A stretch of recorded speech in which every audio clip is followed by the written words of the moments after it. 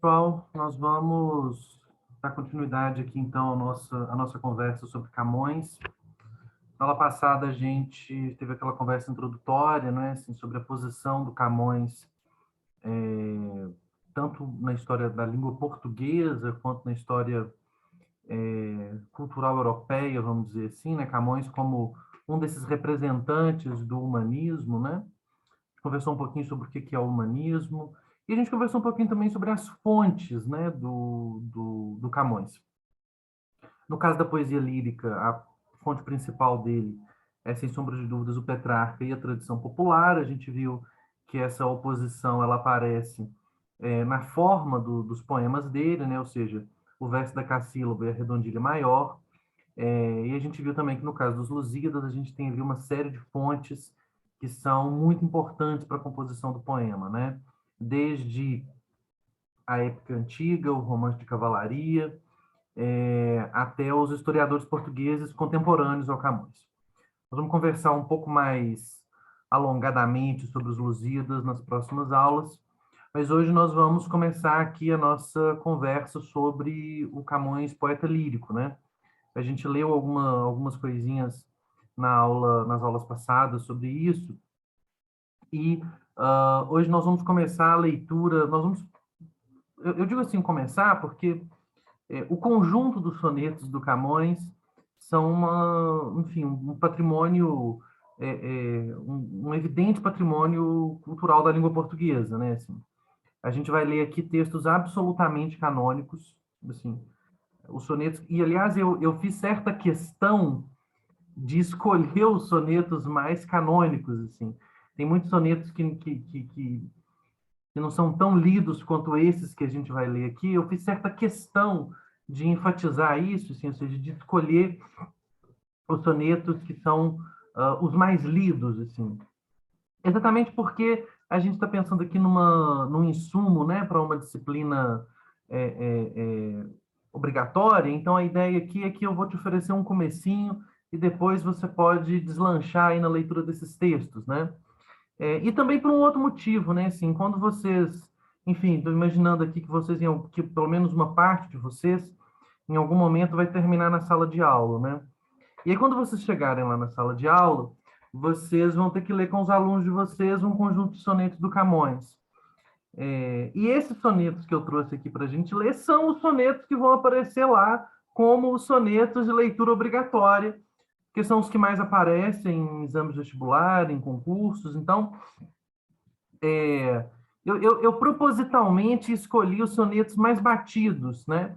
E a ideia nossa aqui é tentar fazer uma leitura o mais detalhada e o mais pormenorizada possível desses sonetos, assim, desses textos que vocês com certeza, pelo menos alguns deles, vocês com certeza já viram. Se vocês estão fazendo a disciplina de portuguesa, provavelmente vocês já leram todos eles, ou vão ler todos eles, ou em algum momento vão ler a maioria deles, tá? Então a escolha foi um pouco proposital aqui, né? Vocês vão ver também que quando a gente for ler a canção número 10, que é o tópico da próxima aula, vocês vão ver também que eu escolhi uma canção que é propositalmente uma canção canônica, é a canção, né? Então, esse grupinho de sonetos aqui é o soneto do Camões e, portanto, a maior manifestação do soneto em língua portuguesa de todos os tempos, né? É, a gente já conversou um pouquinho sobre a importância desse Camões para o próprio desenvolvimento da língua, mas vamos partir aqui então para a leitura, né?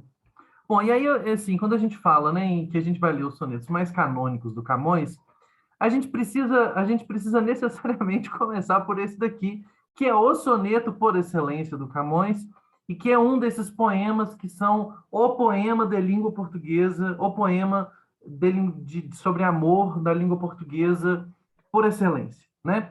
É, que é esse poema que todos vocês com certeza já leram.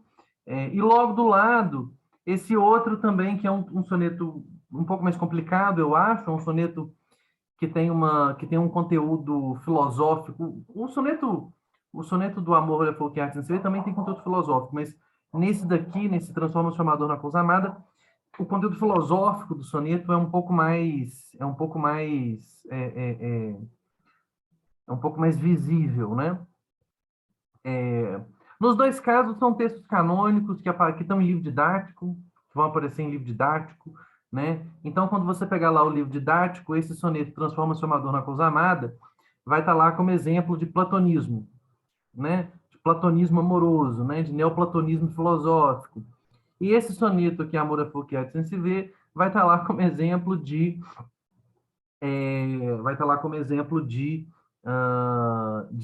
paradoxo, né? Então, os dois sonetos vão estar lá. Vamos começar, então, pelo Amor é Fogo que arde sem se ver, para gente... Enfim, eu não vou fazer comentários propriamente formais, porque, do ponto de vista da forma, todos os sonetos são iguais, né? Ou seja, são duas estrofes, são 4 estrofes, 2 quartetos e 2 tercetos, ou seja, tem 14 versos.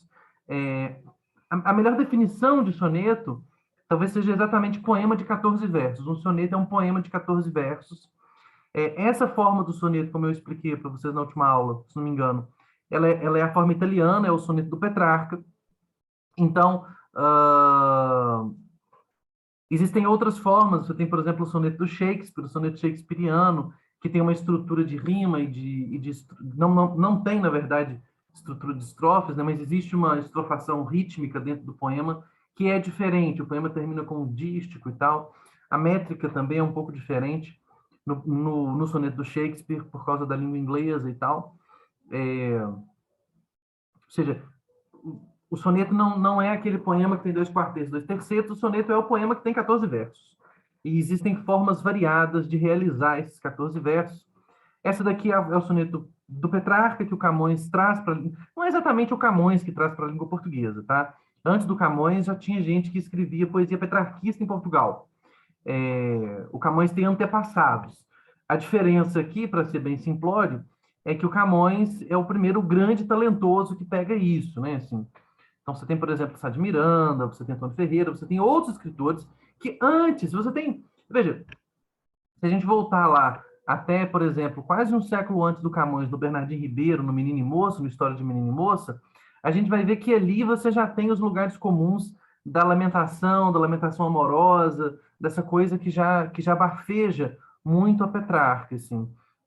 Mas o Camões é o primeiro, vamos dizer assim, que vai dar forma terminada, forma acabada a um conjunto de sonetos estrondosos, como esses que a gente vai ler aqui, para essa coisa petrarquista, né? Mas, enfim, eu não vou me delongar mais no comentário sobre a forma, porque todos os poemas, do ponto de vista formal, todos os sonetos, do ponto de vista formal, são iguais. Vamos lá, então. O primeiro é: amor é fogo que arde sem se ver, é ferida que dói e não se sente, é um contentamento descontente, é dor que desatina sem doer. É um não querer mais que bem querer, é solitário andar por entre a gente, é nunca contentar-se de contente, é cuidar que se ganha em se perder. É querer estar preso por vontade, é servir a quem vence, o vencedor, é ter com quem nos mata lealdade.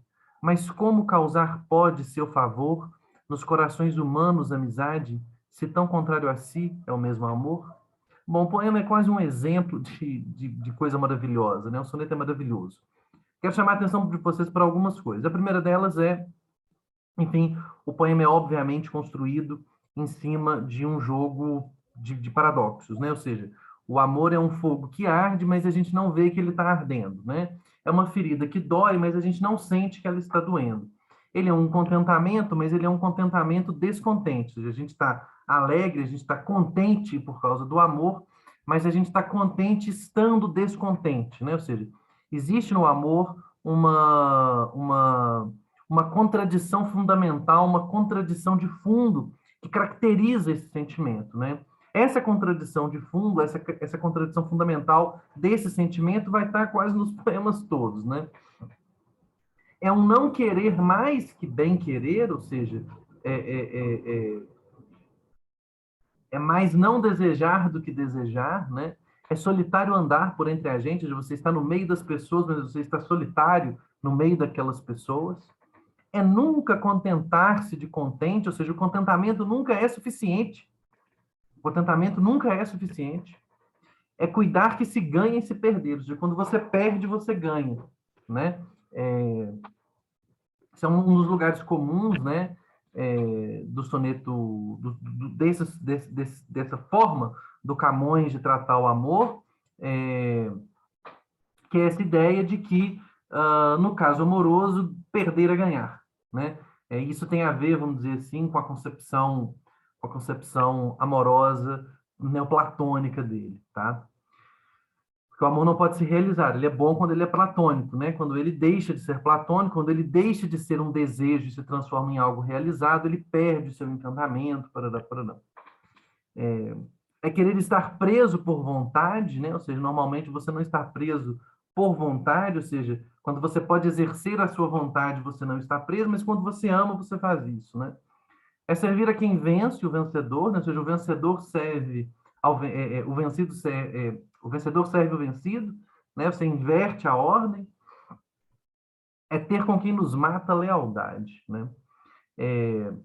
Aqui é interessante chamar a atenção também, ainda sobre essa questão das contradições, né?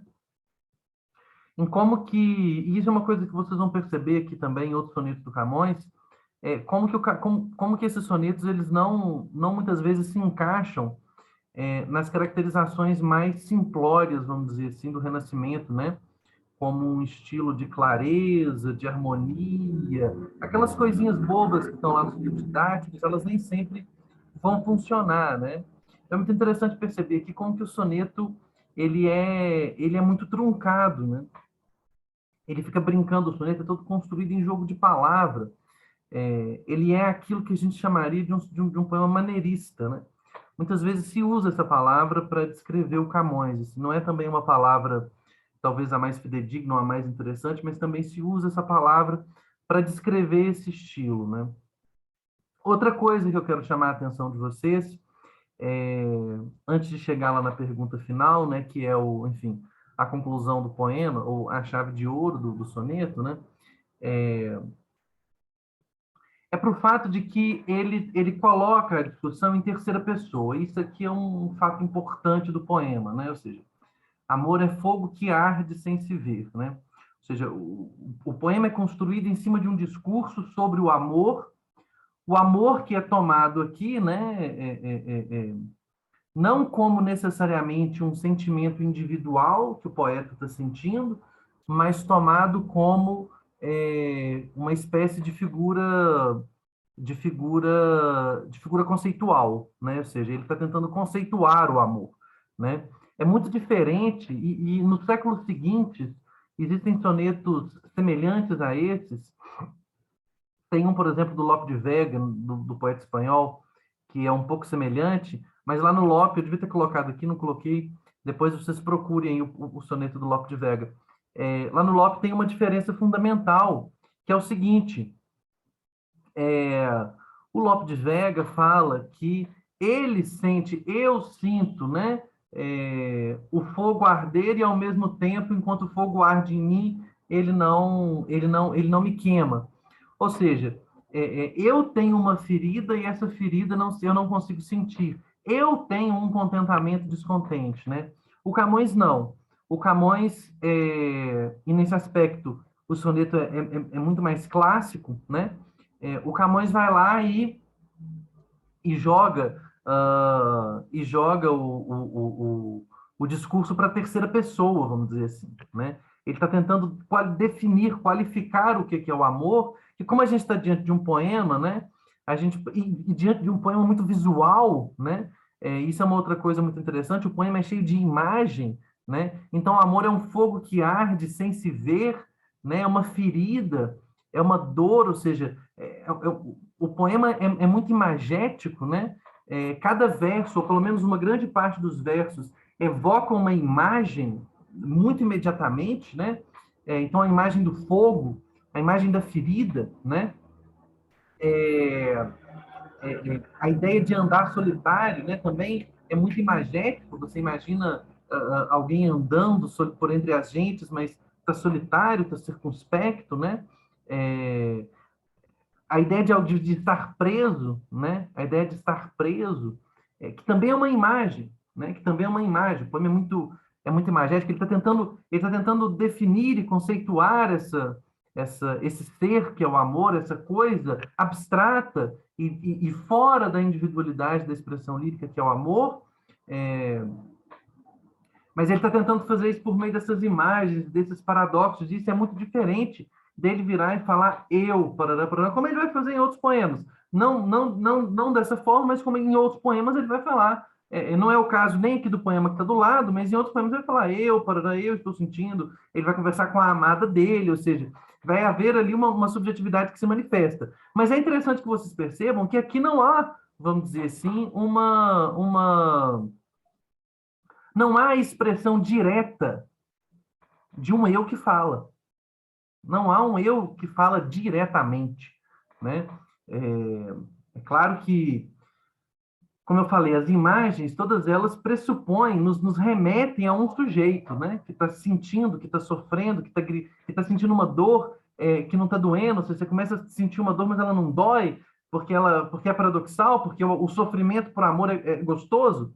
Se sofrer por amor é gostoso. Então, é, é, é, embora a gente possa, em alguns momentos, perceber esses elementos de uma figura subjetiva, o poema não é em si um poema subjetivo, vamos dizer assim, né? Um poema, talvez não subjetivo, mas um poema que expresse de forma muito direta uma subjetividade, né? Pô, e por fim, essa última estrofe que é muito boa, né? Ou seja, como que o amor pode causar tanto favor nos corações humanos se ele é tão contrário a si mesmo, né? Ou seja, como que nós podemos gostar de uma coisa dessa? Como que nós podemos procurar e gostar e querer o amor se ele é essa coisa tão estranha, né? Se ele é esse sentimento tão incerto, tão estranho, que não pode ser qualificado de forma unidimensional, né? O amor não é aqui um sentimento unidimensional. O amor não é aqui um sentimento 880, preto no branco, né? Aqui o amor é uma longa zona cinzenta entre o fogo que está ardendo e ninguém está vendo, ninguém está sentindo que ele arde, tá? Vamos para o segundo aqui. O segundo tem um tom bem mais filosófico, vamos dizer assim, né? Ele diz assim: transforma-se o amador na coisa amada por virtude do muito imaginar. Não tenho logo mais que desejar, pois em mim tenho a parte desejada. Se nela está minha alma transformada, que mais deseja o corpo de alcançar? Em si somente pode descansar, pois consigo tal alma estaliada. Mas esta linda e pura semideia, que como um acidente em seu sujeito, assim como a minha se conforma, está no pensamento como ideia, e o vivo e puro amor de que sou feito, como matéria simples busca a forma. Bom, esse é um poema muito filosófico. Eu vou tratar só de algumas questões aqui. É um poema complexo, é um poema que está lidando aqui com o vocabulário platônico, né, com o vocabulário neoplatônico da época do Camões. Eu vou chamar a atenção para algumas coisas, mas é um poema que mereceria quase que uma aula inteira aqui só para ele, né? Então, transforma-se o amador na coisa amada, né? Então, veja, transforma-se o amador é aquele que ama, na coisa amada. Ou seja, existe alguém que ama o amador e a coisa que está sendo amada. O que o verso está nos falando é que o sujeito que ama, o amador, ele se transforma na própria coisa que ele ama.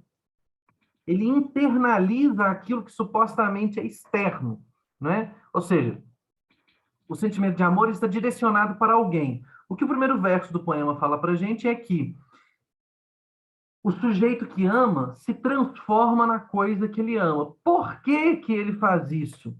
Não é porque ele tende a se transformar naquela coisa, mas por virtude do muito imaginar. Ou seja, ele se transforma na coisa amada por virtude do muito imaginar. Não tenho logo mais que desejar. Você corta o desejo. Por quê? Porque o que você deseja está dentro do próprio sujeito que deseja. O objeto, uma vez que o objeto do desejo está introjetado dentro do próprio sujeito desejante, acabou o desejo. Porque o desejo implica a busca de um sujeito por algo que é externo a ele. Certo? O desejo implica isso, implica uma externalidade. pois em mim tenho a parte desejada. Eu não tenho mais o que desejar se eu já tenho dentro de mim a parte desejada, certo? A interpretação clássica disso daqui é o seguinte: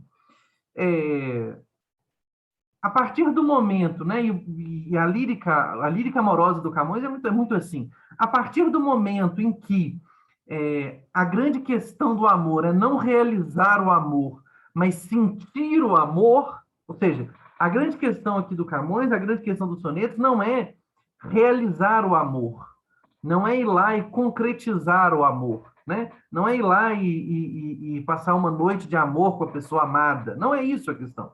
A questão é curtir o sentimento, via de regra na sua contraditoriedade, na sua impossibilidade de realização. Ou seja, a partir do momento em que a grande coisa legal do amor deixa de ser a realização do desejo, a conquista concreta da coisa amada, e passa a ser a fruição desses sentimentos contraditórios, não é? De desejar, de sofrer, mas gostar de sofrer. A partir do momento em que o amor é sofrer e gostar de sofrer, não interessa mais o que eu desejo. Não interessa mais o objeto exterior ao meu desejo. Porque o que eu quero agora é o quê? É o próprio sofrer de amor. Eu desejo o próprio amor. Eu desejo o próprio desejo. Eu desejo esse estado. Portanto, o objeto alvo do desejo pouco importa. Porque o que eu preciso mesmo é o quê? Eu desejo é o quê? Eu desejo desejar. E, portanto, transforma-se o amador no quê? Na coisa amada. Ele ama a si próprio. Não a si próprio no sentido narcisístico de amar a si próprio. É mais complexo do que isso. Mas ele ama o seu próprio desejo de amar. Tá certo? E aí vem umas coisas complicadas, né? Assim, essa interpretação que eu dei aqui para vocês, ela é bem rasteira e inicial, porque aqui vem o vocabulário platônico, né? Se nela está minha alma transformada, que mais deseja o corpo de alcançar? Aqui é platonismo puro. Veja, quem leu lá o Banquete do Platão, aliás, quem leu qualquer página do Platão sabe que isso daqui é platonismo puro, né? Ou seja, primeiro essa dicotomia entre a alma e o corpo, né? Ou seja, se a minha alma, que é a parte elevada do sujeito, se transforma na coisa amada, ou seja, se o meu desejo se direciona à alma, se o meu desejo se direciona à alma e não ao corpo, o que o corpo pode querer se a alma é tão superior ao próprio corpo, né? Em si somente pode descansar, o corpo pode ficar quieto lá, não precisa, o corpo não precisa participar mais, o amor não precisa ser realizado mais, né? Pois consigo tal alma estaliada, ou seja, a alma por si só, ela por si só resolve tudo. Ela não precisa do corpo para realizar, né? Mas esta linda e pura semideia, que como um acidente em seu sujeito, assim com a alma minha se conforma, está no pensamento como ideia. E aqui, mais uma vez, veja, o vocabulário é absolutamente platônico, né? A ideia de acidente, né? Isso daqui é uma ideia fundamental lá para a metafísica grega. A ideia de substância e acidente. Isso é muito importante lá para a metafísica platônica e especialmente para a metafísica do Aristóteles, né? Está no pensamento como ideia. E o vivo e puro amor de que sou feito, como matéria simples busca a forma. Mais uma vez, essa coisa da matéria buscando a forma, isso é o discurso filosófico, né? Isso são as categorias do pensamento neoplatônico, tá? Eu não vou me delongar muito mais nisso, mas é um poema muito mais complexo do que os demais, talvez um dos poemas mais complicadíssimos que a gente vai ler aqui hoje, e que reforça realmente a retomada, vamos dizer assim, desses textos clássicos e a retomada dessa metafísica clássica neoplatônica, que é o fundamento, vamos dizer assim, dessa poesia, dessa moda literária petrarquista, tá? O petrarquismo, de alguma forma, é neoplatonismo também. Outros poemas, mais uma vez, gente, poemas canônicos, tá? Busque amor, novas artes, novo engenho, para matar-me, e novas esquivanças que não pode tirar-me as esperanças, que mal me tirará o que não tenho. Olhai de que esperanças me mantenho, vede que perigosas seguranças, que não temo contrastes nem mudanças, andando em bravo mar, perdido o lenho. Mas enquanto não pode haver desgosto, onde esperança falta, lá me esconde amor um mal que mata e não se vê. Que dias há que na alma me tem posto um não sei quê, que nasce não sei onde, vem não sei como e dói não sei por quê. Bom, mais uma vez, né, o soneto é canônico, e mais uma vez observem como que o soneto ele está todo construído em torno de paradoxos, em torno de contradições. Observem como que o amor aqui literalmente virou uma figura mitológica, né? Ele está em maiúsculo, o amor aqui é o Deus Cupido, vamos dizer assim, né? Busque amor, novas artes, novo engenho, né? Engenho aqui no sentido de capacidade, né? De engenhosidade, de artimanha, né? Ou seja, o amor vai ter que buscar novas artes e novo engenho para matar-me, ou seja, para me abater. E novas esquivanças. Esquivanças aqui no sentido de esquivo, né? De caminho. Que não pode tirar-me as esperanças, ou seja, o amor não pode me tirar as esperanças. Por quê? Que mal me tirará o que eu não tenho. Ou seja, o amor vai ter que buscar novas artes, novo engenho para matar-me. E novas esquivanças. Por que que ele vai ter que fazer isso? Porque ele não pode tirar minhas esperanças. O amor não consegue tirar minhas esperanças. Por quê? Por que que ele não consegue tirar minhas esperanças? Porque mal me tirará o que eu não tenho. Ele não vai me tirar a esperança porque não tenho esperanças. Porque a esperança acabou. Ou seja, porque eu não tenho mais a prospecção real do amor, da concretização do amor, né? Observem mais uma vez que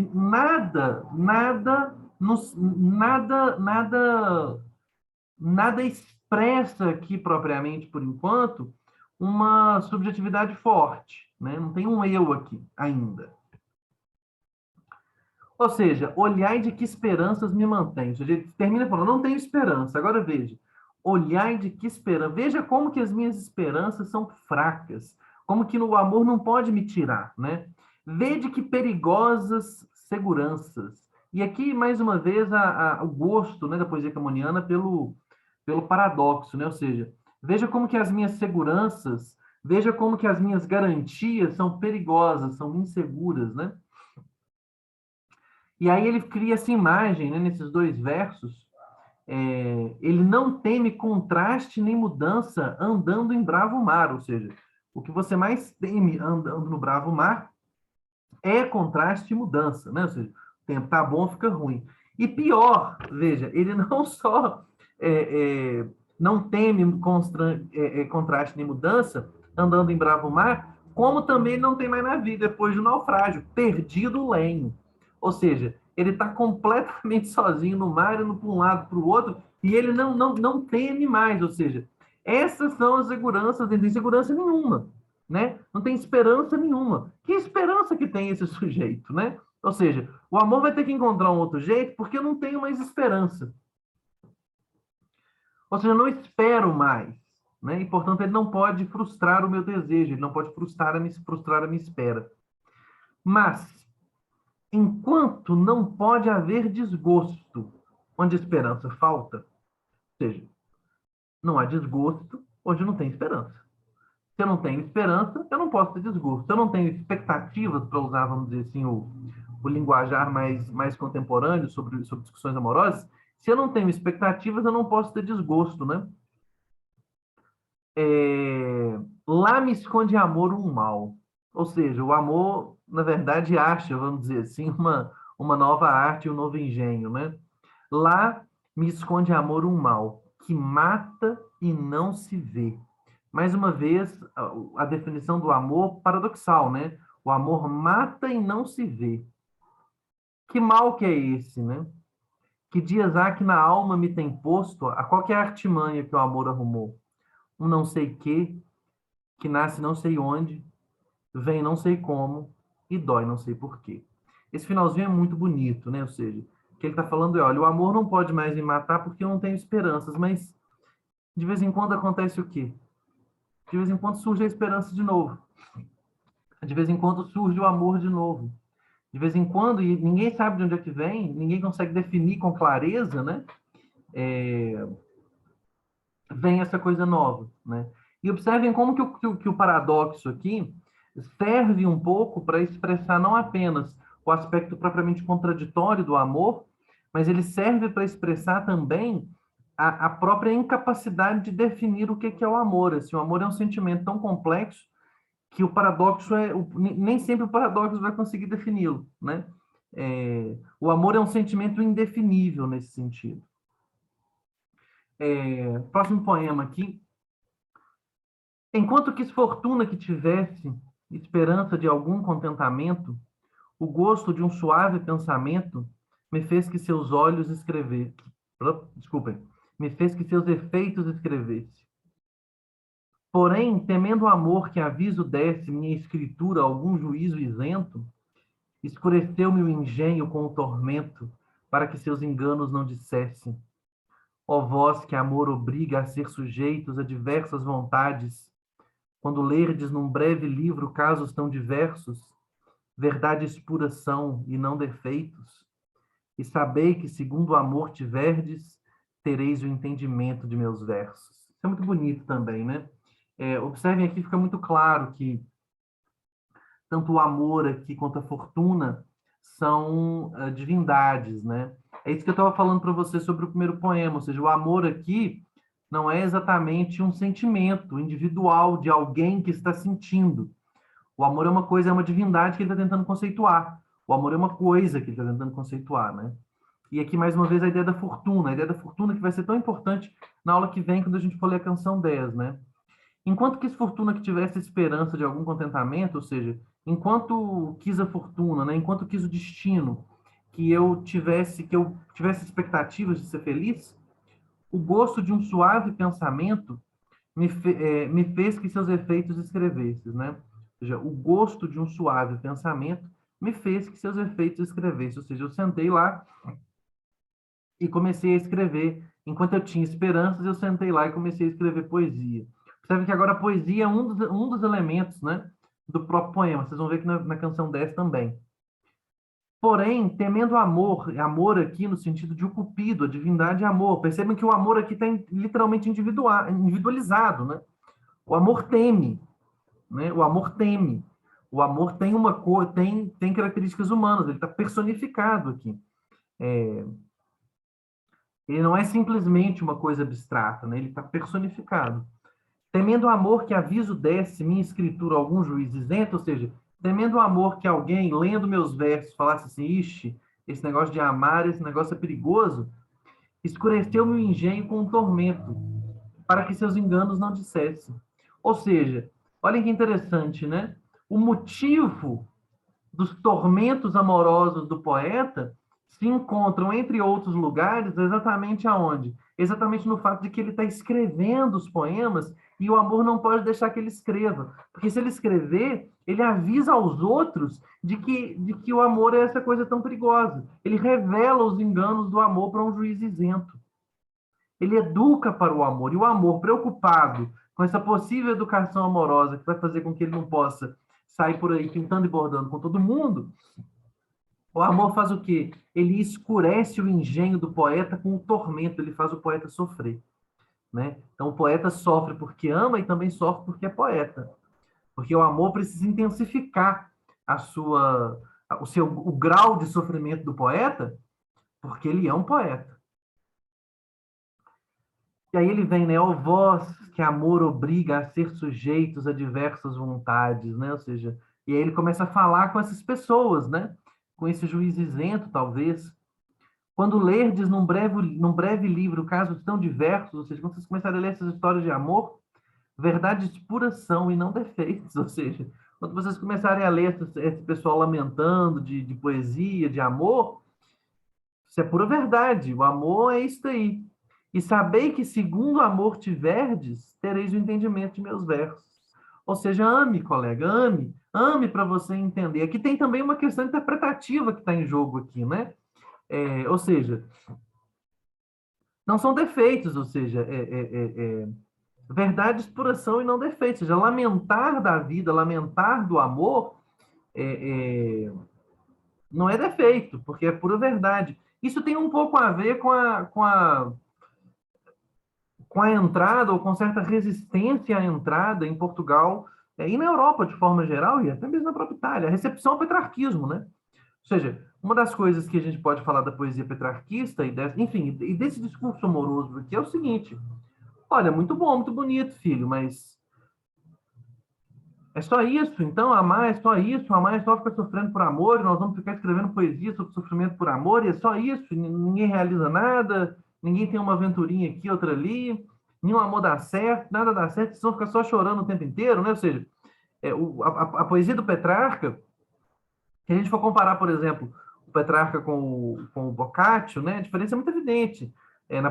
No Boccaccio tem a realização, no Boccaccio o aspecto positivo, o aspecto encantatório todo, que o Petrarca não tem. A figura do Petrarca é muito mais, e a poesia petrarquista é muito mais melancólica, ela é muito mais queixosa nesse sentido, né? Ela está queixando o tempo inteiro de tudo, e uma das evidentes é, é, é, reações é essa, ou seja, mas a vida tem outras coisas ali também, né? O amor tem outras coisas, o amor tem pequenos momentos de felicidade. E aí o Camões joga isso como crítica, né? Ou seja, vocês precisam amar primeiro, vocês não estão amando direito, né? Quando vocês amarem direito, quando vocês tiverem amor, vocês vão ter entendimento dos meus versos. Quando vocês sentirem amor, vocês vão entender por que eu estou me queixando tanto, por que o amor é esse sentimento tão contraditório, né? Observem aqui o amor em minúscula, né? Agora, o amor é sentimento. Agora, o amor não é uma divindade que teme, que age, tá? Bom, esses dois poemas são também deslumbrantes. Assim. Todos os poemas são, né? Eu vou ficar falando isso aqui, que os poemas todos são deslumbrantes, porque todos eles são mesmo. De novo, esse poema aqui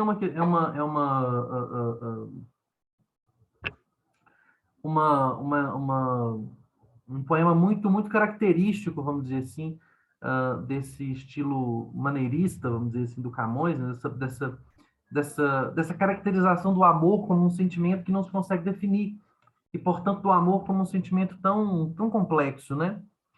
E ele fala assim: tanto de meu estado me acho incerto, que em vivo ardor tremendo estou de frio. Sem causa, juntamente choro e rio. O mundo todo abarco e nada aperto. É tudo quanto sinto um desconcerto. Da alma um fogo me sai, da vista um rio. Agora espero, agora desconfio, agora desvario, agora acerto.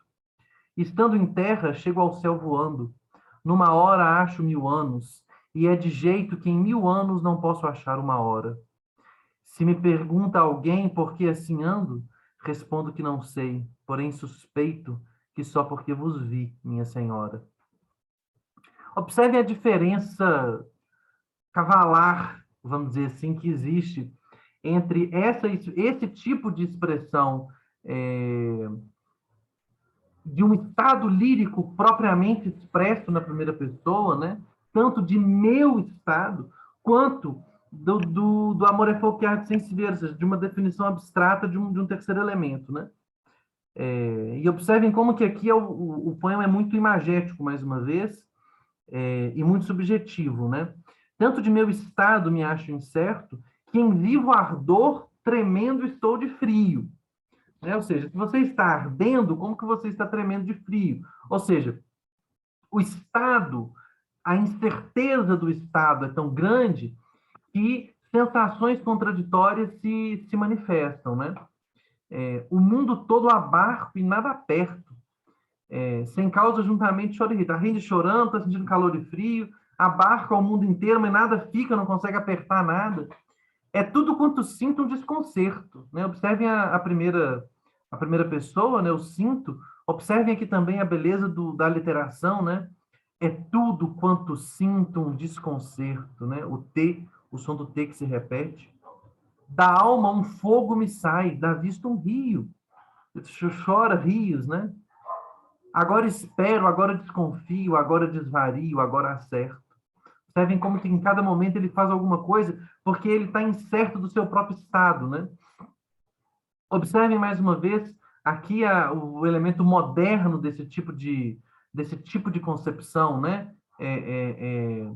Desse sujeito em constante mudança. Isso é um tema que, se não me engano, tem outro poema que eu coloquei Se não me engano, eu coloquei aqui o poema clássico sobre a mudança, né? Que é um tema tão importante para a gente compreender a questão da modernidade, né? Esse sujeito que está aqui, ele já é um sujeito que está vivendo um mundo moderno. Esse sujeito desvairado, né? Esse sujeito incerto, esse sujeito que não consegue se definir, aqui por causa do sentimento amoroso, em outros lugares por causa de outras coisas, mas esse sujeito já é um pouco o sujeito moderno, né? Aliás, esse é outro tema, vamos dizer assim, outro grande tema, né? Assim, em cada um desses grandes autores, a gente poderia sentar e a gente poderia discutir sobre isso, assim, ou seja, o tema da modernidade, o tema da modernização. Eu vou falar isso muito com vocês lá nos Lusíadas. Ou seja, esse sujeito que está aqui, ele está dentro de uma tradição, parará, mas ele já é um sujeito mais moderno, né? E essa questão da modernidade, ela é uma coisa muito, muito significativa e muito importante aqui. E aí ele continua, estando em terra, chego ao céu voando, né? Como é que ele faz isso se ele está na terra? Numa hora acho 1000 anos, ou seja, olha a percepção do tema, que a percepção do tempo é diferente, né? Ou seja, numa hora acho 1000 anos. E é de jeito que em 1000 anos não posso achar uma hora. Observem como que a sensação do próprio tempo está completamente vinculada no poema à percepção do sujeito. Isso é uma coisa muito, muito louca, muito moderna, né? A percepção do tempo está vinculada ao próprio sujeito, ao estado do sujeito, ou seja, num determinado momento, em uma hora demora 1000 anos para passar, ou seja, uma hora condensa 1000 anos. E 1000 anos não tem uma hora. Ou seja, momentos de excitação muito grande e momentos de tédio muito grande, né? E percebam como que tudo isso daqui é, vamos dizer assim, é o estado do sujeito que plasma o mundo que está representado no poema. É o sujeito alterando o mundo. E isso é extremamente moderno, né? Porque isso está relacionado com um lento processo que começa lá no Dante, com um lento processo de empoderamento, de crescimento da subjetividade, tá? Se me pergunta alguém por que assim, André, por que você está assim, igual um retardado, igual um louco, andando para um lado para outro, por que você está assim? Respondo que não sei. Ou seja, não sei por que eu estou assim.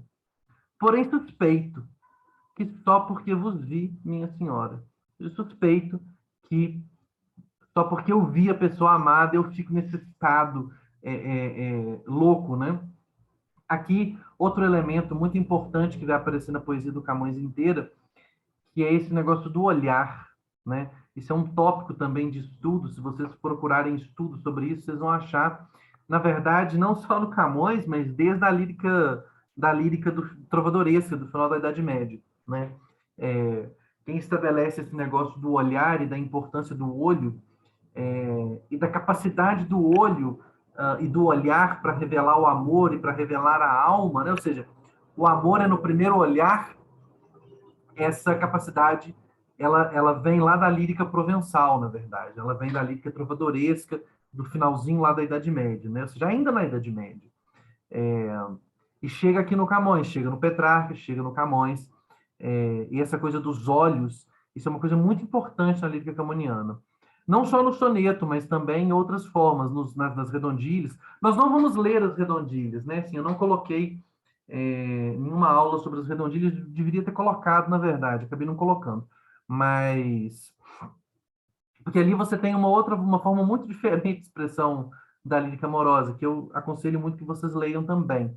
Mas ali também a questão do olho vai aparecer muito fortemente, porque o olho também é um elemento popular, né?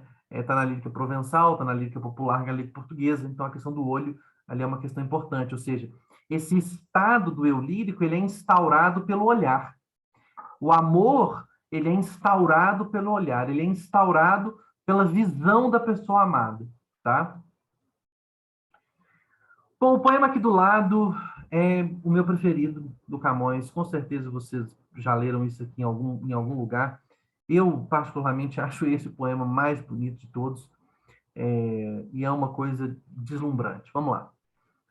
Alma minha gentil, que te partiste tão cedo desta vida descontente, repousa lá no céu eternamente e viva eu cá na terra, sempre triste.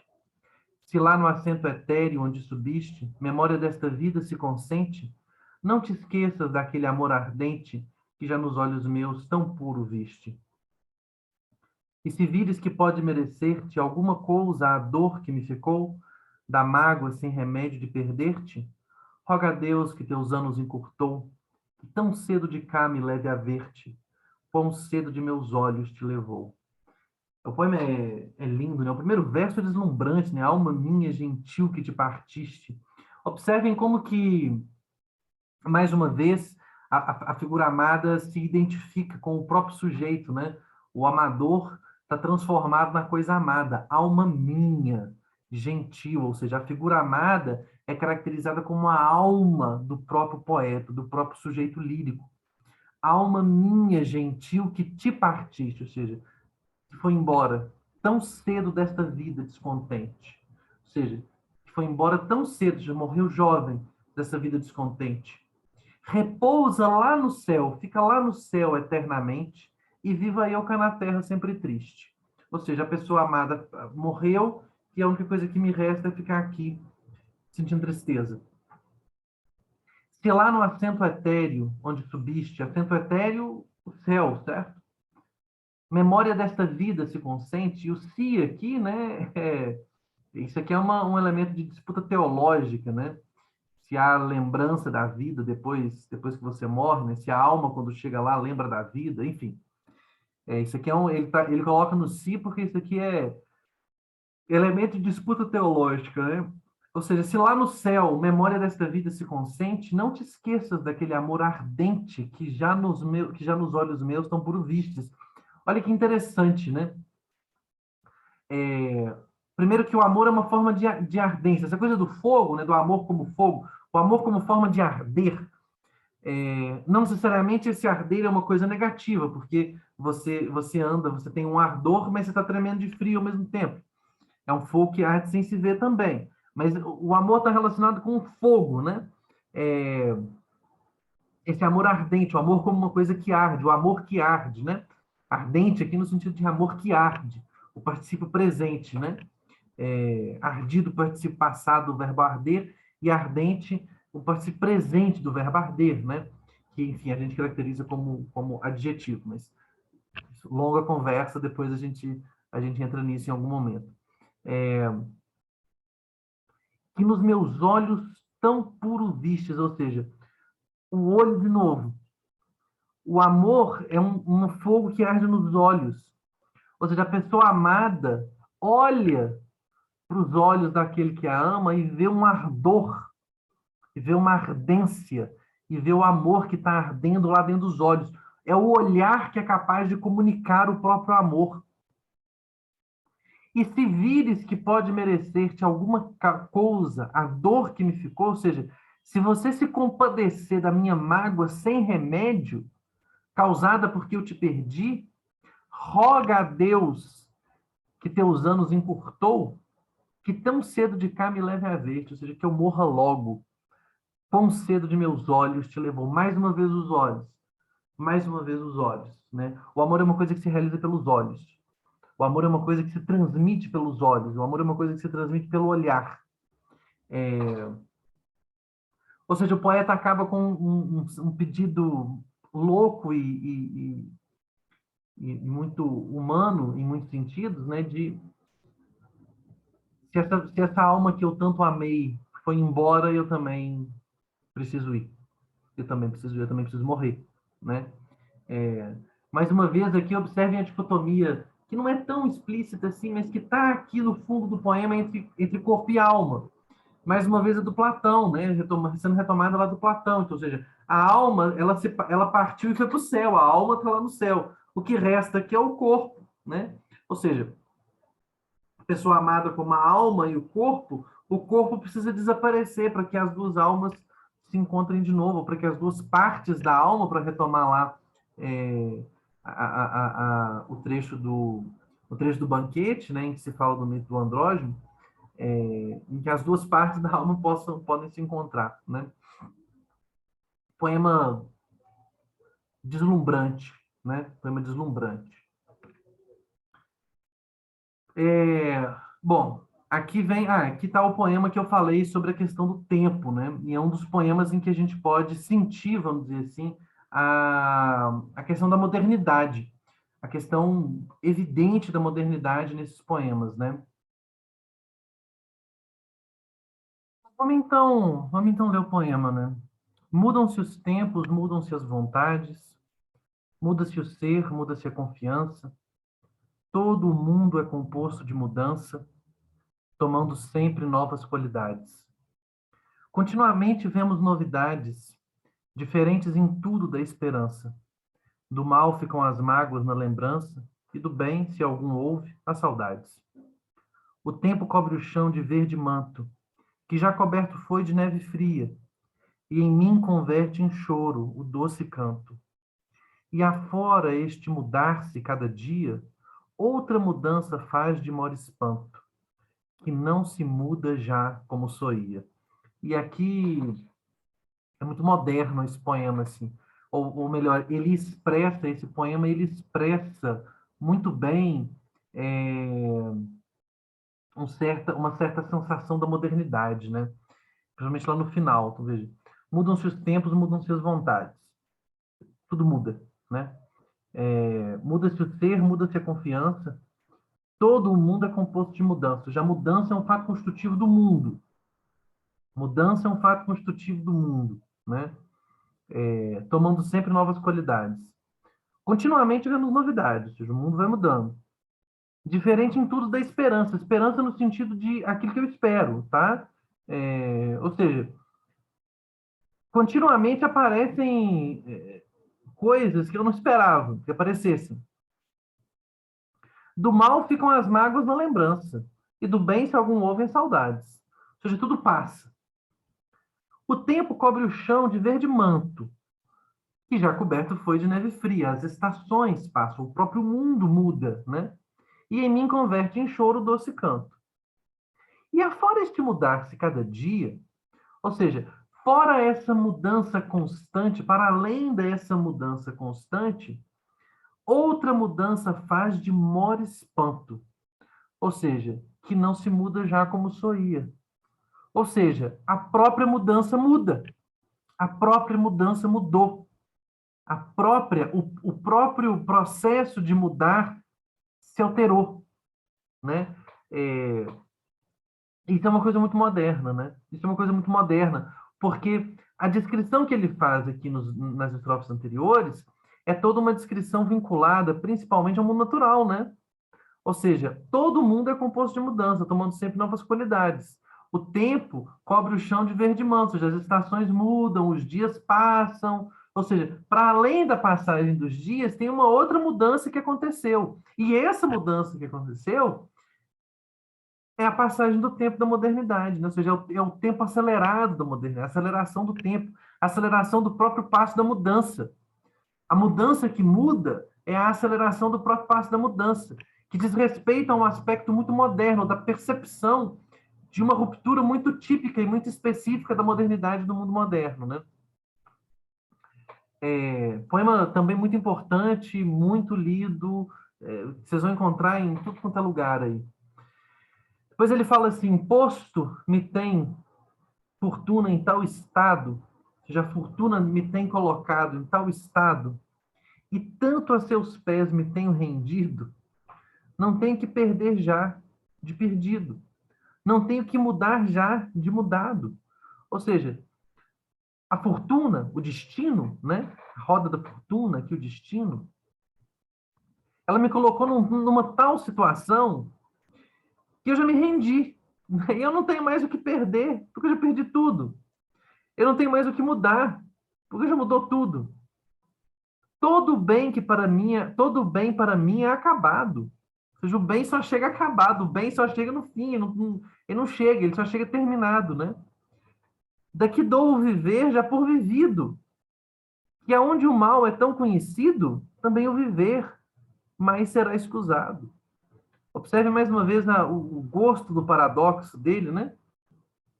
O gosto profundo do paradoxo.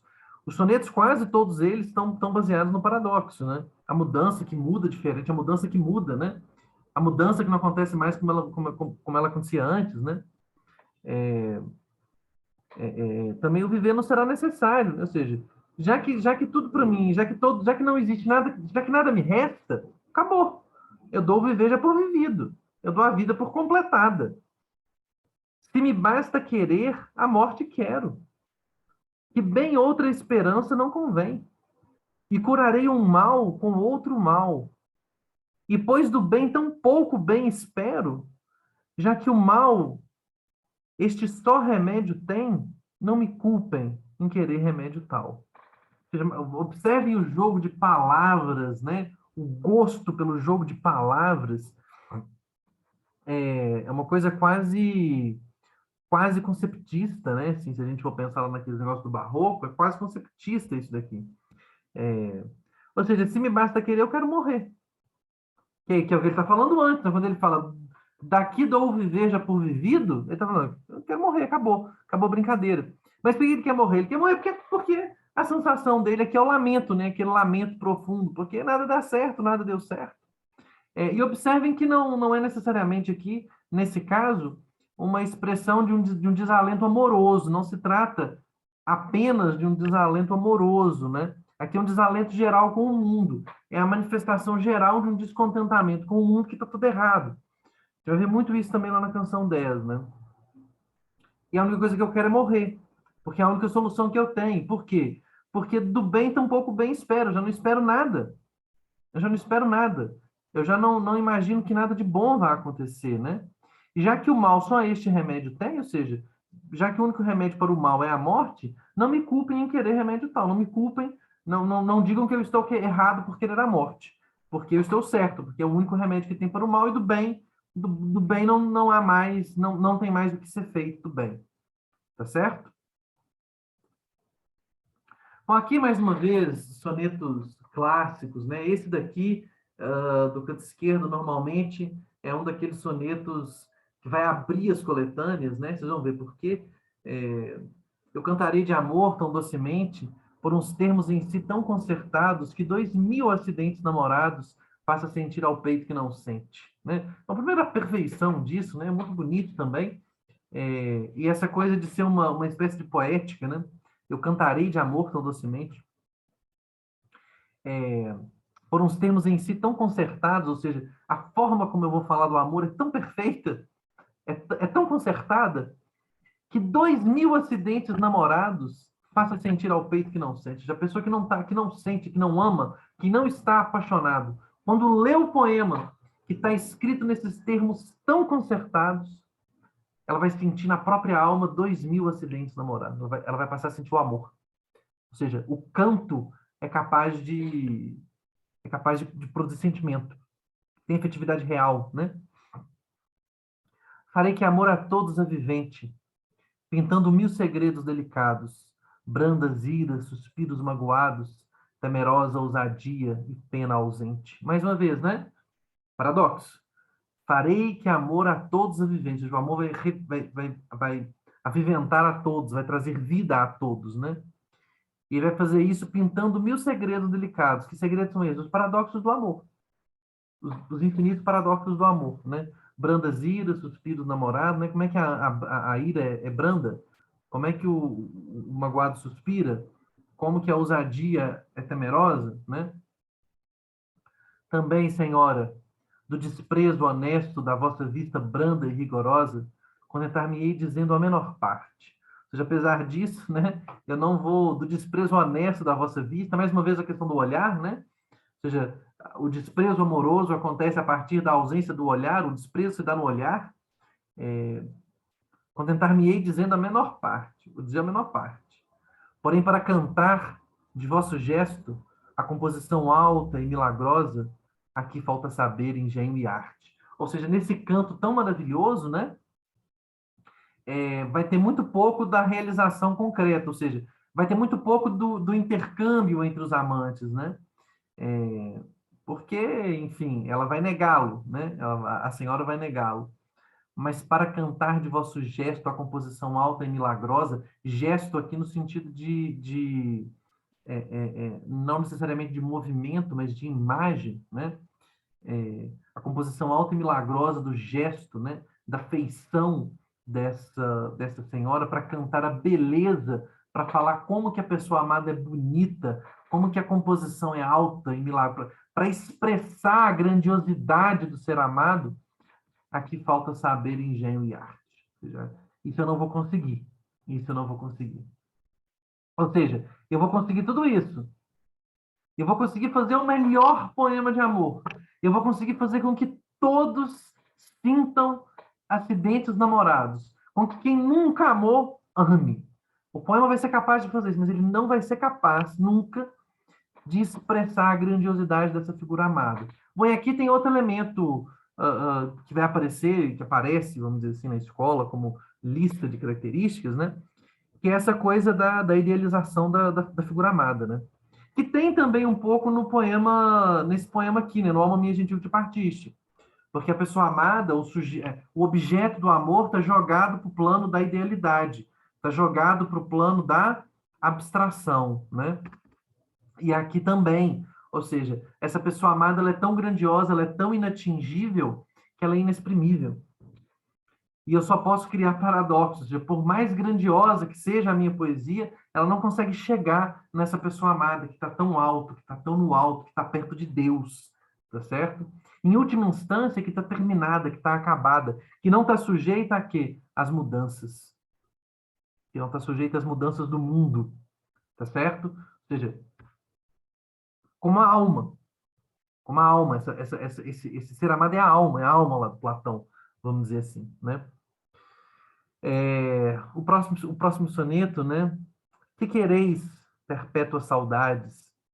Com que esperança ainda me enganais? É lindo, né? Os sonetos são muito bonitos. Que o tempo que se vai não torna mais, e se torna, não tornam as idades. Né? Ou seja, o que você quer, perpétua saudade? Com que esperança você quer me enganar, né? Saudade do tempo que houve. Que o tempo que se vai não torna mais uma vez a passagem do tempo, né? E se torna, não tornam as idades. Ou seja, se o tempo torna, não tornam as idades. Ou seja, se o tempo volta, não volta ao estado de espírito do sujeito que vive aquele tempo. Porque a passagem do tempo para o sujeito é inexorável. O sujeito envelhece inevitavelmente. Razão é já, ó anos, que vos vades, porque estes tão ligeiros que passais, nem todos para um gosto são iguais, nem sempre são conformes às vontades.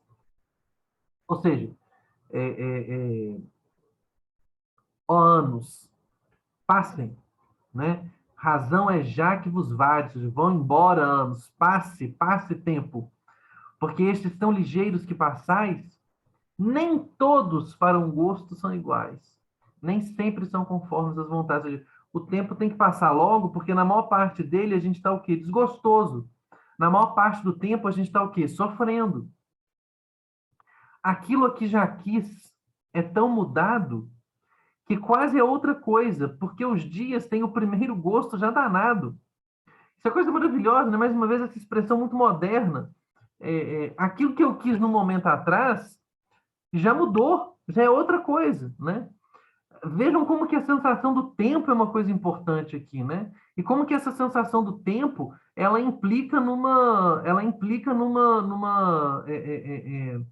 numa sensação muito moderna de aceleração. Existe uma sensação muito moderna de aceleração aqui, né? É, ou seja, porque os dias têm o primeiro gosto já danado. Ou seja, o primeiro gosto do dia ele já não existe mais. Ele já acabou, né? Porque num único dia as coisas mudam. Esperanças de novas alegrias não mas deixa a fortuna e o tempo errado, que do contentamento são espias. Ou seja, esperança de novas alegrias, a fortuna e o tempo não me deixam nada disso. Não é nada disso que tem, ou seja, razão é já, ó, anos que vos vades, vão embora, porque o tempo não tem muito mais razão para a gente estar aqui, né? Observe mais uma vez como que tem ao mesmo tempo a expressão de lugares comuns, assim, não quero nunca passar a sensação para vocês de que o Camões está inventando isso daqui porque ele está lá na modernidade, isso está lá no Petrarca de outras formas, né? essa questão do tempo, né? Essa inutilidade do tempo, essa questão do envelhecimento, na verdade está lá na antiguidade, né? A gente vai encontrar isso aqui em Shakespeare, essa mesma expressão, ou seja, essa inquietação com o envelhecimento, essa inquietação com o fato de que as idades não tornam, essa inquietação com o fato de que o tempo é tão inexorável, isso está lá na antiguidade, isso está em todo mundo, né? Eu só queria chamar a atenção para o fato de como que aqui no Camões, dialogando com toda essa tradição, isso aparece uma sensação aqui de que para além da passagem do tempo, de para além da mudança, existe uma mudança na própria mudança, existe uma mudança no próprio tempo, né? Na própria natureza do tempo. E essa sensação de que o tempo muda, de que a mudança mudou, essa sensação é muito moderna, né?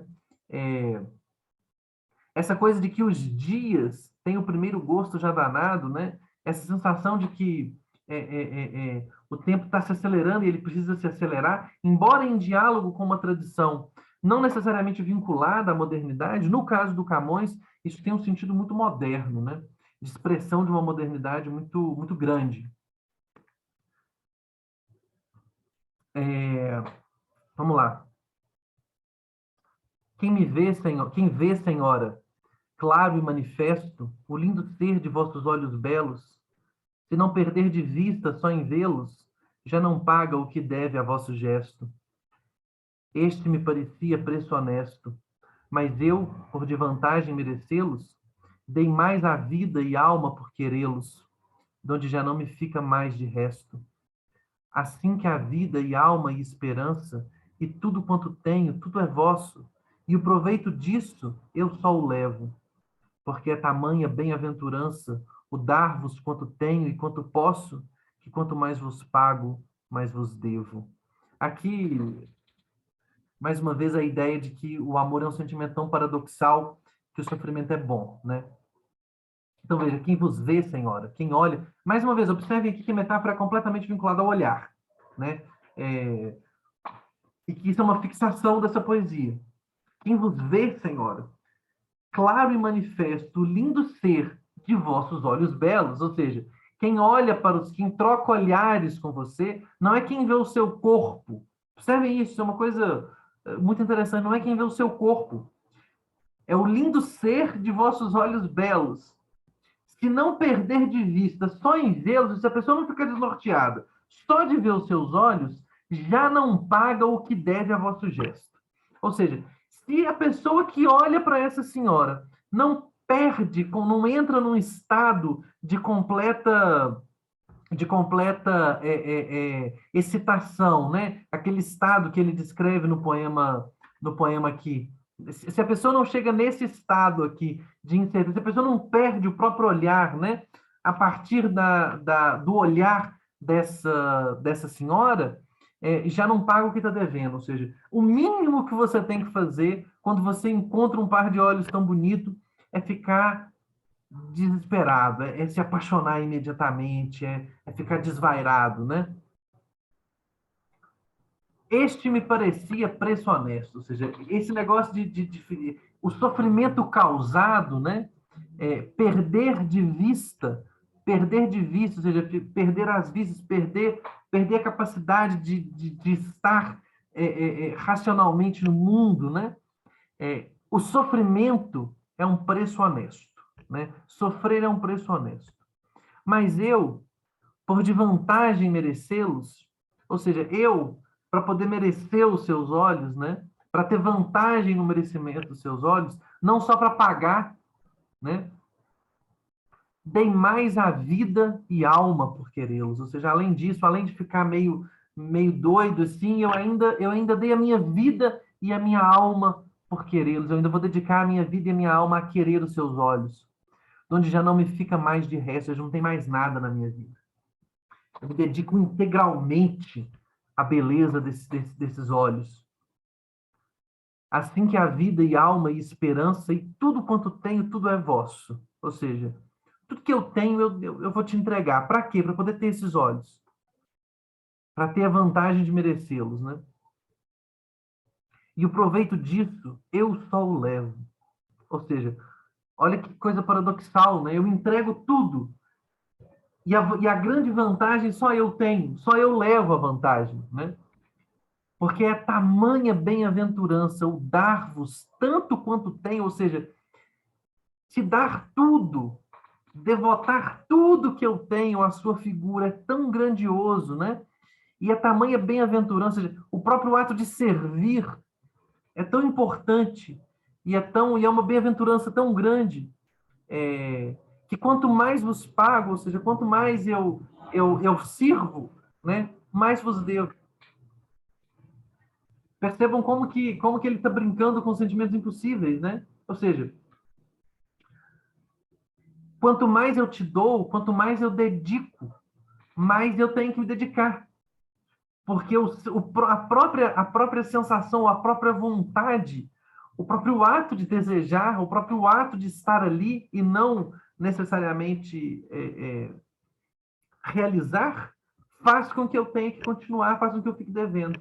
Porque é muito bom. Ou seja, sofrer de amor é muito bom, é isso que ele está falando aqui. Sofrer de amor é muito bom. Sofrer de amor é muito gostoso. É...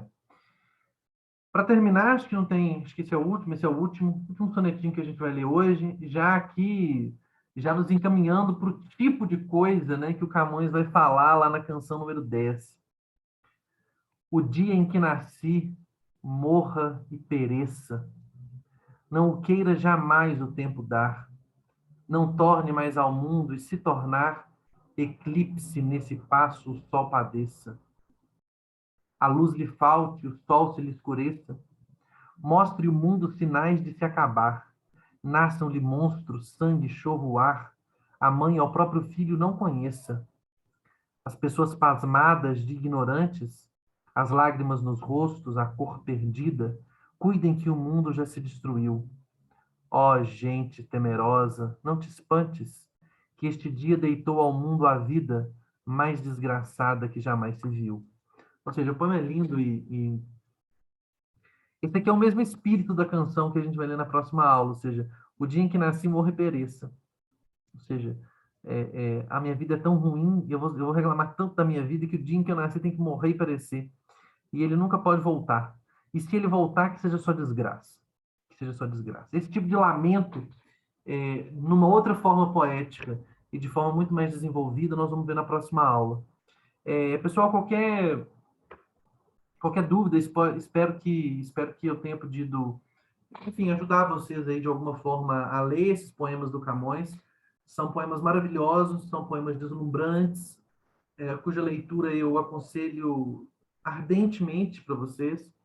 Não só desses poemas, mas outros poemas. Leiam mais, comprem, tem edições baratíssimas, tem na biblioteca. Peguem as edições dos sonetos do Camões e leiam isso assim, é, é, é, constantemente, o tempo inteiro, porque é muito importante, tá? Então, façam isso, se preocupem em fazer isso, em fazer essa leitura. Qualquer dúvida, falem aqui. Qualquer dúvida sobre outro soneto também, vocês podem falar aqui comigo e aí a gente continua conversando, tá certo? Até a próxima aula. Próxima aula a gente vai conversar então sobre a canção número 10, ok? Tchauzinho, gente.